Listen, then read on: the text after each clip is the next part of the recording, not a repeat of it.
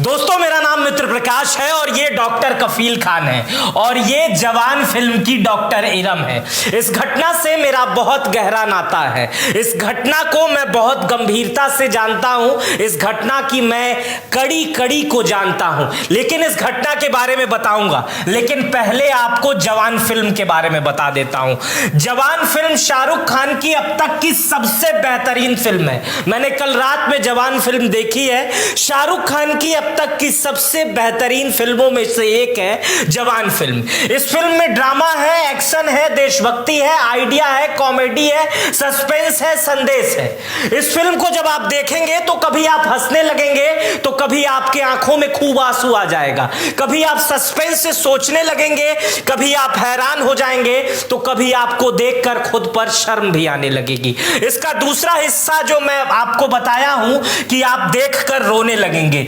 Picture का ये वाला हिस्सा जब मैं देख रहा था तो मेरी आंख भर जा रही थी। और मेरी ही नहीं, गोरखपुर का निवासी हूं मैं और गोरखपुर की सभी घटनाओं को बड़े कायदे से समझता और जानता हूं। मुझे 2017 का वो दौर याद आने लगा जब कफील खान ऑक्सीजन के लिए चिल्ला रहे थे, घूम रहे थे, दर बदर लोगों से ऑक्सीजन मांग रहे थे। और उसके बाद से क्या होता है कफील खान के साथ ये दुनिया जानती है। उन पे एनएसए लगा दिया जाता है, बाद में उन्हें कोर्ट दोष मुक्त देती है। अभी कफील खान जेल से बाहर है। उसी तरह की कुछ कहानी जवान में भी दिखाई देती है। जवान के अंदर भी डॉक्टर इरम रहती हैं और वो इंसेफ्लाइटिस वार्ड में रहती हैं। जब वो ऑक्सीजन की डिमांड करती हैं तो भ्रष्ट व्यवस्था उन्हें ऑक्सीजन उपलब्ध नहीं करा पाती है और बच्चों की मृत्यु हो जाती है। उसके बाद सरकार सारा दोष डॉक्टर इरम पे लगा देती है और इरम भी जेल में चली जाती है।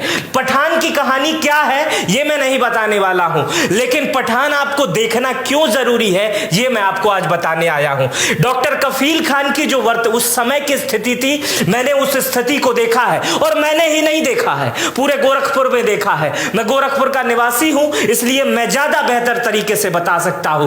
गोरखपुर में जो 2017 में मेडिकल कॉलेज के अंदर या बाहर पान वाले से लेकर रेडी वाला भी होगा, उससे भी अगर आप उस समय की स्थिति बताएंगे तो वो भी डॉक्टर कफील खान की स्थिति बताने में समर्थ होगा। और मैं दावे के साथ कह सकता हूं कि जिस तरह की स्थिति व्यवस्थाओं ने उस समय बताई थी उस तरह की स्थिति बिल्कुल नहीं थी। जो स्थिति दिखाई गई थी वो नहीं थी। भले ही आज मेरे कमेंट पे तमाम लोग करेंगे कि मैं जस्टिफिकेशन दे रहा हूं, तमाम चीजें दे रहा हूं, लेकिन ऐसा कुछ नहीं था दोस्तों। व्यवस्थाओं के साथ बहुत बड़ा घालमेल हुआ है और पिक्चर कहीं ना कहीं उसी तरफ इशारा कर रही है। शायद आप पिक्चर को देखेंगे तो व्यवस्थाओं को भी समझ जाएंगे और उस समय क्या हुआ था इस पे भी समझ जाएंगे। हालांकि शाहरुख खान और कफील खान खुद ये नहीं कह रहे हैं कि उनकी कहानी है, लेकिन चीजें समझ में आ जाती हैं। चलिए आपको आगे ले चलते हैं। फिल्म में किसानों की आत्महत्या पर बात की गई है। किसानों की आत्महत्या हमारे और आपसे जुड़ा हुआ एक बहुत बड़ा मुद्दा है। हम रोटी तभी खाते हैं जब किसान उगाता है। मैं भी उसी किसान का एक हिस्सा हूं और मुझे लगता है कि आप भी कहीं ना कहीं, आपके भी दादा भाई कहीं ना कहीं कोई ना कोई किसान होगा। अगर वो खेत में मेहनत ना करें तो हमारे प्लेट में रोटी नहीं पहुंचेगी। और उन्हीं किसानों में से एक मामला है, मैंने आज तक से उठाया है और पिक्चर में भी इसी बात का जिक्र किया गया है। इसी आंकड़े का 10,881 आंकड़े, 10,881 किसान की आत्महत्या। यह आंकड़ा भी बहुत बड़ा है और सुनने में भी अजीब लग रहा है। 10,881 किसान इसलिए मर जाते हैं कि वो अपना लोन नहीं दे पाते हैं, वो अपनी बेटी की शादी नहीं कर पाते हैं, वो अपनी व्यवस्थाओं को जी नहीं पाते हैं, उनकी फसलें बर्बाद कर दी जाती हैं, फसलें बर्बाद हो जाती हैं मौसम की वजह से, इसलिए वो अगली फसल उगाने में कैपेबल नहीं रहते हैं, उपयुक्त नहीं रहते हैं, इसलिए वो खुद को ही खत्म कर लेते हैं कि हम इस व्यवस्था में जीने लायक नहीं हैं। और इसके पीछे कहीं ना कहीं सिस्टम जिम्मेदार है। यही इस पिक्चर में दिखाया गया। अब सिस्टम कैसे जिम्मेदार है मैं वही समझाने की कोशिश कर रहा हूं। सिस्टम इसलिए जिम्मेदार है इसके पीछे कि बहुत सारे चीजों का, मैं किसी व्यापारी का नाम लेने नहीं आया हूं, बहुत सारे राजनीतिक दल बहुत सारे व्यापारियों का नाम ले लेते हैं, मैं किसी भी व्यापारियों का नाम नहीं लेने आया हूं, लेकिन आप देखते होंगे कि अमीरों के कर्जे किस तरह से बैंक वाले माफ कर देते हैं, बहुत बड़े बड़े। और बहुत सारे ऐसे लोग हैं जो विदेशों में करोड़ों अरबों रुपया लेके पहुंच गए हैं, लेकिन मुझे पता है कि मेरा देखने वाला एक दर्शक आम आदमी है। आपने बैंक से लोन लिया होगा, उस बैंक को लोन को भरने के लिए 1 तारीख से रिक्वेस्ट नहीं आती है, मैसेज आता है कि भर दीजिए, आपका जरूरी है। उनको भी जाता होगा, और नहीं भरा ना तो बैंक से फोन आ जाता है। उसके बाद इतनी बड़ी चिट्ठी आ जाती है, घर चस्पा हो जाता है, घर कुड़ुक हो जाता है। कुड़ुक का मतलब उसकी नीलामी होने लगती है। कुछ दिन पे बहुत सारी समस्याएं होने लगती हैं। ये आम व्यवस्थाओं को पिक्चर में फिल्माया गया है। पिक्चर में यह बता दिया गया है, यह सिद्ध कर दिया गया है कि किस तरह सरकार अमीर आदमियों के लिए बहुत खास दिखती है और गरीब आदमियों के लिए कितनी कमजोर दिखती है। उसका एक बहुत बड़ा उदाहरण दिया गया है जो यथार्थ समय में सत्य होता दिखाई देता है। समझने की कोशिश करिएगा। जरा कभी ट्रैक्टर खरीदिएगा और किसी किसान से पूछिएगा कि ट्रैक्टर पर ब्याज कितना देना पड़ता है। वो किसान बताएगा 13% का। मैंने एक कार खरीदी है, उस पर मैं 9% का ब्याज देता हूं। देश के लिए किसान जरूरी है या मैं जरूरी हूं? आप कल्पना कीजिएगा, मैंने खुद से उदाहरण लिया है, उसमें मर्सिडीज वालों की बात की गई है कि एक मर्सिडीज खरीदी जाती है, उसका ब्याज 8% होता है, 8 से 9%, और किसान एक ट्रैक्टर खरीदता है, उसका ब्याज 13 से 14% होता है। यह पिक्चर में बताया गया है। पिक्चर में यही नहीं बताया गया है, यही बताया गया है कि अमीरों पे किस तरह कर्ज माफी कर दिया जाता है और गरीबों पे दबाव बना दिया जाता है। इस तरह की पिक्चरें टैक्स फ्री कर देनी चाहिए। टैक्स फ्री इसलिए कर देनी चाहिए, न जाने कितने लोगों की पिक्चर आती है जो सत्ता समर्थित लोग होते हैं, सत्ता विचारधारा के लोग होते हैं, वो आते हैं मुख्यमंत्री और प्रधानमंत्री से मिल लेते हैं, उनकी पिक्चर टैक्स फ्री हो जाती है। इस पिक्चर में वोट की बात की गई है, आपके उंगली की ताकत की गई है। शाहरुख खान अंतिम में आते हैं, पैनल पे कहते हैं कि इस उंगली, हमेशा आप उंगली करते रहते हैं।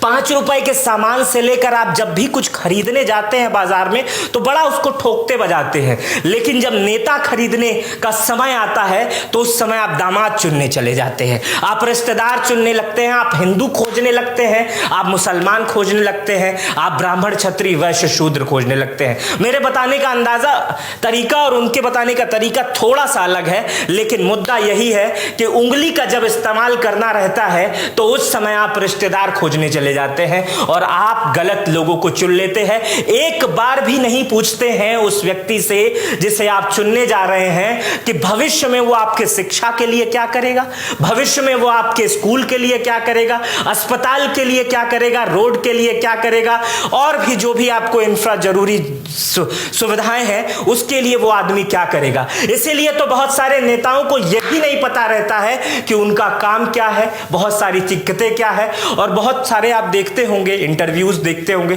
कि उनको खुद ही नहीं पता है कि करना क्या है, लेकिन वो बने पड़े हैं मिनिस्टर। तो चलिए, पिक्चर में यही दिखाया गया है।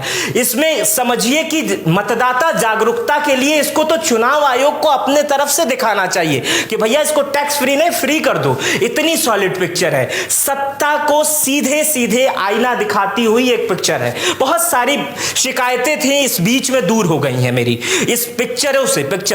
2014 से पहले बहुत सारी पिक्चरें बनती थी जिसमें सत्ता को आईना दिखाया जाता था, जिसमें मनमोहन सरकार के खिलाफ बातें की जाती थी, जिसमें कहा जाता था कि सरकार कमजोर है, गलत तरीके से काम कर रही है। फिल्म पत्रकार समाज का एक आईना होता है, वो ये दिखाता है, वो ये बताता, मेरा काम है प्रधानमंत्री मोदी से सवाल पूछना, उनके बारे में बताना मेरा काम नहीं है, उनसे सवाल पूछना मेरा काम है। फिल्म भी सत्ता का समाज का आईना होता है और फिल्म में जो दिखाया जाता है वही देख के कहीं ना कहीं हम समझते हैं। लेकिन 2014 के बाद ऐसी फिल्में बनना बंद हो गई। कहीं ना कहीं बहुत सारे एक्टर थे, मुझे याद है कि अनुपम खेर और बहुत सारे एक्टर, अमिताभ बच्चन, ये सारे लोग उधर सवाल पूछा करते थे। राजनीति और तमाम जैसी फिल्में आती थी, एक पर्टिकुलर फिल्म का नाम लेना भी गुनाह है इस वक्त, लेकिन बहुत सारी फिल्में आती थी, नाम भी लिए जाते थे।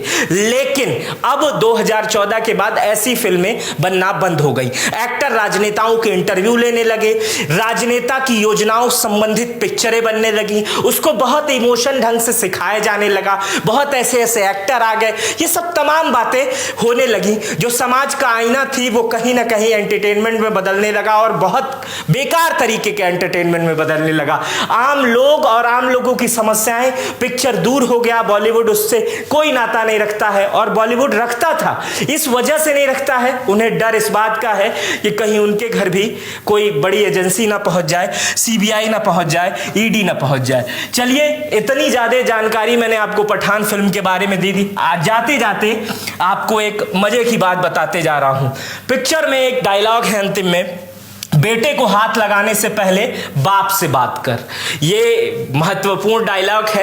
आपको पता होगा कि एक बहुत बड़े व्यापारी थे अडानी, उनके थे नहीं हैं भी, उनके पोर्ट पर बहुत ज्यादा ड्रग्स बरामद हुआ था, लेकिन किसी भी न्यूज चैनल की इतनी हिम्मत नहीं हुई, किसी भी संस्था की, और मैं कहूंगा कि सरकार की भी शायद इतनी हिम्मत नहीं हुई कि उस ड्रग्स के बारे में बढ़िया से प्रेस कॉन्फ्रेंस किया जाए, बताया जाए कि कहां से है, किसका है, कौन लाया है, कैसे लाया, उसका क्या हुआ, आज तक कभी किसी को नहीं पता चला। बहुत सारे टेंडर्स कैसे उनको दे दिए गए, कैसे मानकों पे हुए, ये सब विपक्ष और तमाम लोगों का काम है। लोग सवाल पूछते रहेंगे, आरोप लगाते रहेंगे, लेकिन एक लड़का था शाहरुख खान का, उसके पास से बरामद हुई थी कुछ नशे की सामग्रियां। उसका मुद्दा कम से कम 1 महीने तक न्यूज पे चला, और जरूरी है, बरामद हुआ तो उनको बताना भी चाहिए था, ठीक है, सजा मिलनी भी चाहिए थी कानून दंड संहिता के हिसाब से, लेकिन 1 महीने तक देश की मीडिया इस तरह चिल्ला रही थी कि मानो ड्रग्स के कारोबार में सिर्फ एक लड़का है,